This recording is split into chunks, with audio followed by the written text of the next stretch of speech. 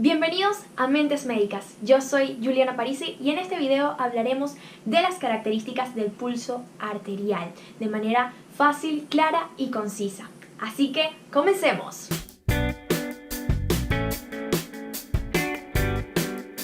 Lo primero que tenemos que saber es la definición del pulso arterial. El pulso arterial es una onda palpable en una arteria producida por la eyección ventricular, es decir, cuando el corazón se contrae. ¿Dónde vamos a palpar el pulso? El pulso lo podemos palpar en distintas regiones de nuestro cuerpo, siendo al que más se recurre el pulso de la arteria radial. La arteria radial se encuentra en el canal del pulso. Esta es una zona anatómica que está delimitada por el tendón del flexor radial del carpo y el tendón del braquiorradial. ¿Por qué se utiliza mayormente esta zona? Porque es la zona más cómoda y más accesible. Pero también tenemos otras zonas donde podemos palpar el pulso, como el pulso de la temporal superficial, como el pulso carotidio, el pulso axilar, el pulso braquial, el pulso radial, bueno, el que ya lo dije, el pulso subclavio, el pulso de la aorta. También tenemos el pulso femoral, el pulso popliteo, el pulso tibial posterior, el pulso pedio. En fin, son bastantes pulsos que tenemos que saber y que además de sabernos esos nombres, tenemos que saber dónde se encuentran ubicados, cuáles son sus límites. Ahora sí, vamos con las características del pulso. Y para aprendernos cuáles son todas las características del pulso, tenemos una mnemotecnia. La mnemotecnia es AFRA-TIF. AFRA-TIF. Y comenzamos con la primera característica del pulso, que es la anatomía. Cuando nosotros palpamos nuestras arterias, cuando palpamos la radial, podemos percibir que son lisas, que son blandas y que son de recorrido rectilíneo. Eso sería una arteria normal. Si se lo palpamos a una persona mayor de 70 años, vamos a ver que son como duras, de una consistencia aumentada y que además de esto, sus bordes son fácilmente palpables, pareciera como si fuesen una cuerda y que puede ser normal, como dije, en pacientes, en personas mayores de 70 años o puede ser por una situación de arteriosclerosis. Algo patológico también puede ser placas, que a través por el recorrido de la arteria podemos percibir placas. Estas placas son por ateromas cálcicos, y que por eso uno percibe la arteria como si fuese de tráquea de pollo. Vamos con la segunda característica, que es la frecuencia. La frecuencia, ¿qué nos dice la frecuencia? La frecuencia es el número de pulsaciones por minuto, que es en realidad igual a la frecuencia cardíaca. Es decir, tiene que ser entre 60 a 100. Pero ¿qué nos va a diferenciar de la frecuencia cardíaca? El término que le damos. Estas son pulsaciones por minuto. ¿Y el de la frecuencia cardíaca cuál era? Latidos por minuto. Entonces, entre 60 a 100 pulsaciones por minuto es lo normal. Si hablamos de unas pulsaciones que son mayores a 100, le damos el término de taquifigmia. Y si son menores a 60 pulsaciones por minuto, hablamos de bradifigmia. ¿Qué situaciones dan una taquifigmia? El ejercicio, el hipertiroidismo, el consumo de café y también la fiebre. ¿Qué situaciones producen bradifigmia? Lo produce un hipotiroidismo, también lo pueden presentar atletas, pueden tenerlo un síndrome de hipertensión intracraniana y también vamos a tener enfermedad del nodo sinusal y bloqueo sinoauricular. Ahora, existe una alteración del pulso, de la frecuencia del pulso, que es el pulso deficitario. ¿Y qué nos indica más o menos esto? Nos indica que hay un déficit de pulso. Es decir, la frecuencia cardíaca es diferente a la frecuencia de pulso. Hay una diferencia entre estas dos frecuencias, en donde la frecuencia de pulso es 10 pulsaciones menor a la frecuencia cardíaca. ¿Esto por qué se produce? Se produce porque el corazón se contrae, pero al contraerse no expulsa, no eyecta la cantidad de sangre que debería eyectar y por eso no se produce la onda palpable. Es decir, se está contrayendo, me está produciendo la frecuencia cardíaca, pero no produce ondas palpables y por eso es que la frecuencia de pulso es menor.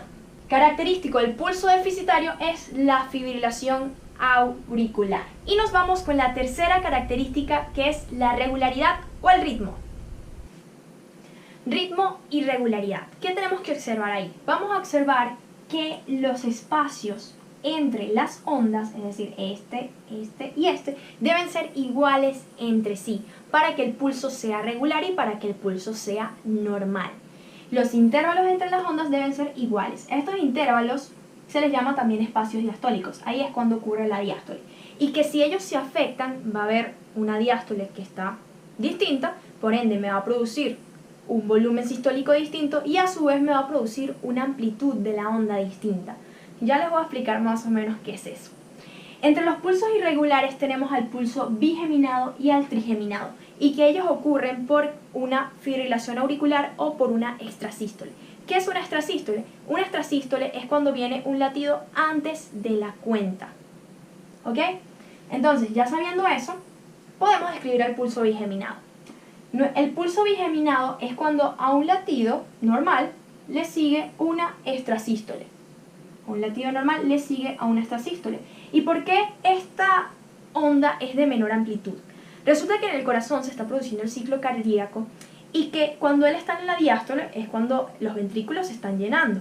Pero resulta que llega un latido antes de la cuenta, es decir, llega una extrasístole y esta extrasístole produce que el corazón se contraiga cuando no se debería contraer, cuando no se ha llenado completamente. Si el corazón no se llena completamente, hay una menor precarga, por ende, un menor volumen sistólico. El corazón bombea menos porque se está contrayendo antes de la cuenta, debido a la extrasístole. Y por eso es que vemos una ondita de amplitud disminuida. Y vemos también que hay una alteración en el ritmo. El pulso trigeminado ocurre lo mismo que les acabo de describir y que son dos latidos normales y que le sigue una extrasístole. Dos latidos normales y le sigue una extrasístole. Y seguimos con la cuarta característica, que es la amplitud. Amplitud. Aquí hace referencia a la amplitud. Hace referencia a la altura de la onda, siendo normal de esta manera. Si la amplitud está aumentada, hablaríamos de un pulso magnus, es decir, una onda que es grande, que es alta. Este pulso magnus, ¿en dónde lo podemos observar? Lo podemos observar en personas con hipertensión arterial, con hipertiroidismo, en situaciones hipercinéticas como una fiebre, como una anemia, por situaciones en donde disminuye el hematocrito y hay una disminución de la viscosidad. También se puede observar en el ejercicio y en la moción. ¿Okay? Ahí evidenciamos un pulso magnus. Cuando el pulso es magnus, es decir, es grande, es amplio, es alto, y también celer, esto quiere decir celeridad, es decir, rapidez. Hay un ascenso que es rápido y un descenso también que es rápido. ¿Okay? Entonces el pulso es magnus celer. Esto es característico de la insuficiencia aórtica grave. ¿Por qué en la insuficiencia aórtica grave vemos esto? Recordemos que la insuficiencia es que la válvula no funciona adecuadamente, es decir, la válvula no es competente. No se cierra cuando debería cerrarse, no se cierra como debería cerrarse. Y como es aórtica, vamos a ver que si ella no se cierra, se produce la regurgitación de la sangre hacia el ventrículo izquierdo. Entonces el ventrículo izquierdo tiene sangre que le llega por la regurgitación y que además le va a llegar sangre de la aurícula izquierda cuando se produce el ciclo cardíaco. Entonces le llega sangre de la regurgitación y además de la aurícula izquierda teniendo demasiada sangre. Como nos dice la ley de Frank-Starling, a mayor precarga, es decir, a mayor cantidad de líquido de sangre en el ventrículo izquierdo, mayor contracción. A mayor contracción entonces va a haber un volumen sistólico mayor, en el cual me va a producir este magnus. ¿Ok? ¿Y por qué celer? Porque resulta que es celer porque esta va a ser muy rápido y esto depende más que todo de la aorta. La aorta resulta que va a estar parcialmente vaciada y por eso es que ella desciende rápidamente, desciende esta onda rápidamente. Entonces vemos un pulso que es magnus celer, que es característico de la insuficiencia aórtica grave. En un pulso parvus, lo que vamos a observar en un pulso parvus es que es de amplitud disminuida, es decir, es una onda que es pequeñita. Este pulso parvus, ¿dónde lo podemos evidenciar? Lo podemos ver en situaciones de hipovolemia, en una pericarditis obstructiva, en un taponamiento crítico, ¿ok? Ahí, y en una hipotensión, ¿ok? Y entonces, ¿qué ocurre? Que va a ser un pulso que es bastante chiquitico. Ahora, cuando este pulso es tardus, esto quiere decir que aumenta el tiempo. ¿Y cuándo vamos a ver un pulso parvus tardus? Lo vamos a ver en una estenosis aórtica grave. Cuando hay una estenosis, esto quiere decir que hay estrechamiento valvular. Es decir, cuando ese corazón se va a contraer, cuando va a producir la sístole, va a haber una resistencia que impide ese flujo de la sangre, ¿ok?, a la aorta. Y entonces, si hay esa resistencia, el corazón dice, ok, estoy bombeando menos. Pero ¿qué ocurre con el pulso parvus tardus? Que el volumen sistólico va a ser normal. En este caso no era normal, en este caso el volumen sistólico está disminuido. En el pulso parvus tardus no está disminuido, está normal. ¿Y por qué ocurre eso? Porque el corazón es inteligente y dice, ok, estoy bombeando menos sangre porque está la estrechez, está la obstrucción ahí, pero yo voy a alargar mi tiempo para así poder bombear la misma sangre, un volumen sistólico adecuado, un volumen sistólico normal. Entonces, ¿qué es lo que hace? Produce su ondita baja, pero también alarga para tener un volumen sistólico adecuado. Eso es lo que ocurre en una estenosis aórtica grave. Y aquí, que casi lo estoy borrando con mi uniforme, vemos el pulso filiforme. El pulso filiforme es un pulso que es rápido y que es de amplitud disminuida, ¿okay?, y que no se puede palpar, es muy difícil de palpar. Este pulso filiforme lo encontramos en situaciones de hipovolemia y de shock.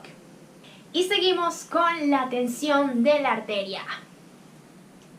La tensión es la resistencia que produce la arteria al ser comprimida. Una tensión arterial mayor a 180 milímetros de mercurio genera ondas duras, mientras que una tensión arterial menor a 90 milímetros de mercurio genera ondas blandas. Característica número 6. Igualdad. Las ondas deben tener la misma amplitud. Eso nos indica que son iguales. Y cuando hay una alteración en esa igualdad, se le denomina desigual. Estos son pulsos que son desiguales y que son regulares. Y tenemos dos. Tenemos el pulso paradójico y tenemos el pulso alternante, que se me olvidó colocarle la P aquí. El pulso paradójico es cuando hay una disminución de la amplitud de la onda mayor a 10 milímetros de mercurio y que ocurre durante la inspiración. Esto es algo fisiológico, pero cuando se acentúa, cuando se hace muy mayor a 10 milímetros de mercurio, ocurre lo patológico. Esto ocurre en un taponamiento cardíaco, en una pericarditis obstructiva y en un EPOC. ¿Qué es lo que ocurre? Lo que ocurre es que durante la inspiración hay presión negativa en el tórax, hay mayor retorno venoso y entonces el ventrículo derecho se tiene que distender mucho más, pero si hay un taponamiento cardíaco, eso le impide distenderse. Pero él no se va a quedar sin distenderse, él se va a distender, pero se va a distender hacia el lado izquierdo. Es decir, el tabique interventricular se desplaza hacia la izquierda y lo protuye. Entonces, ¿qué ocurre con el ventrículo izquierdo? Se va a quedar con menor espacio. Si este ventrículo izquierdo se queda con menor espacio, es decir que no se va a llenar completamente el ventrículo izquierdo. Si hay menor precarga, hay menor contractibilidad del corazón y entonces hay menor volumen sistólico, lo cual me produce la onda chiquitica, la onda bajita. Y es por eso que ocurre el pulso paradójico. Ahora, el pulso alternante sucede en una insuficiencia ventricular izquierda. ¿Qué ocurre aquí? Aquí ocurre que hay una onda de amplitud normal con una onda de amplitud disminuida. Onda de amplitud normal con onda de amplitud disminuida. Lo que sucede es que durante el ciclo cardíaco normal, como el ventrículo izquierdo es insuficiente, es decir, no va a poder bombear normalmente, no se contrae como debería, no se contrae entonces, no produce una onda que sea de una amplitud normal, no produce un volumen sistólico normal porque no se está contrayendo como debería contraerse, porque es insuficiente. Y entonces no se contrae mucho y entonces expulsa menos volumen sistólico. Si expulsa menos volumen sistólico, quiere decir que en ese ventrículo izquierdo queda sangre remanente. Y entonces al llegarle el otro ciclo, le llega sangre de la aurícula izquierda, lo que más la sangre remanente, más la sangre de la aurícula izquierda, hay mucha sangre en ese ventrículo izquierdo y entonces a mayor precarga, mayor contractibilidad, contractibilidad y mayor volumen sistólico, lo cual me produce la onda normal. Y es así como ocurre el pulso alternante. Seguimos con la característica número 7, que es la onda, la forma de la onda.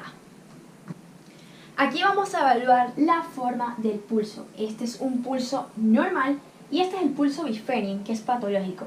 El pulso Bisferian es cuando hay una onda que es bifásica, es decir, presenta dos picos y que ocurre cuando hay un volumen sistólico que es anormalmente grande, ¿ok?